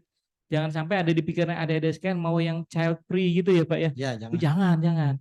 Karena kalian ini nanti kita sunnahnya nih, sunnahnya untuk berkembang biak ya atau menjalankan mewariskan agama Islam ini kan sudah terutama yang Muslim ya. Kita harus beranak, kemudian juga melahirkan keturunan, melahirkan generasi penerus, dan juga kita siapkan generasi penerusnya tadi. Jangan sampai nanti seperti itu ada sekalian ya. Jadi bukan pendewasaan tapi usia ideal saat perkawinan, usia ideal perkawinan itu 21 tahun. Kalau binian laki-lakinya 25 tahun. Karena harapannya ketika 25 tahun si laki-lakinya sudah settle Pak Pani, sudah minimal sudah punya pekerjaan dan menghidupi. Jangan sampai nanti kawinnya modal cinta aja. Makan tuh cinta kalau lapar gitu ya. Harus siap dulu nih. Jangan pikirkan bukan masa ini juga, tapi kita harus realistis ke depan. Kalau anak mengawini anak orang, kira-kira kau kadang sanggup kadang makan anak orang nih. Jangan cuma tadi ya ada sekalian. Wah, karena ada lagunya Pak ya. Karena kayu aja ditanam di tanah kita tumbuh ya jadi tanam ya situ kayu kan kapan tumbuh soalnya. Karena ada tekniknya juga ya Pak Pani ya harus seperti itu. Nah kira-kira seperti itu ada sekalian. Mudah-mudahan Pak Pani bisa memberikan tambahan lagi Pak. Izin Pak. Tadi kan ada pertanyaan ada Maulidia ya. Ketika kita menemui anak stunting di desa, kalau bisa ya lebih santun. Ibu itu pasti marah kalau disampaikan anak dia stunting atau gizi buruk. Anakku ini sehat aja, kemana mereka udah tahu ya. Pasti jawabannya seperti itu. Sampaikan bahwa kita punya standar sebenarnya Bu, standar anak itu misalnya dengan usia sekian, berat badan idealnya sekian, seperti itu, sampaikan aja seperti itu. Tapi jangan divonis anak sidin stunting atau gizi buruk, pasti marah. Defense-nya masyarakat itu pasti tinggi. kita ini orang intelektual. Orang intelektual itu bisa menerima pendapat orang lain. Kalau masyarakat, kalau kita tidak bisa berkata dengan sopan, mereka belum tentu bisa menerima kita. Walaupun kita orang berpendidikan, karena kita orang-orang berpendidikan, kita pasti bisa menerima pendapat itu. Tapi kalau mereka tidak bisa menerima itu, anaknya disampaikan stunting atau gizi buruk atau dihisap bulu, pasti sarik dah si Dindu. Pasti sarik, dan takutannya si Din gak ada bakalan membawa anak lagi ke posyandu. Pasti ke situ nanti arahnya. Mungkin itu saja tambahannya Pak. Nggih. Baik, terima kasih Pak Sofyan, Pak Apani atas penyampaian jawabannya. Kita kasih aplaus terakhir untuk kedua pemateri karena sudah juga waktunya ya, udah azan zuhur. Maka dari pemateri tadi juga sudah menyampaikan, insya Allah kita cukupkan untuk materi ini. Untuk dua materi ini, nanti insya Allah setelah istirahat nanti akan ada lagi materi berikutnya. Sekali lagi terima kasih kami ucapkan kepada Pak Sofyan, Pak Apani atas materi yang sangat baik untuk kami semua yang hadir pada hari ini. Dari Ulun sebagai moderator, mohon maaf jika ada hal yang tidak berkenan. Ke Ulun akhiri, billahi taufiq wal hidayah. Assalamualaikum warahmatullahi wabarakatuh. Balikan ke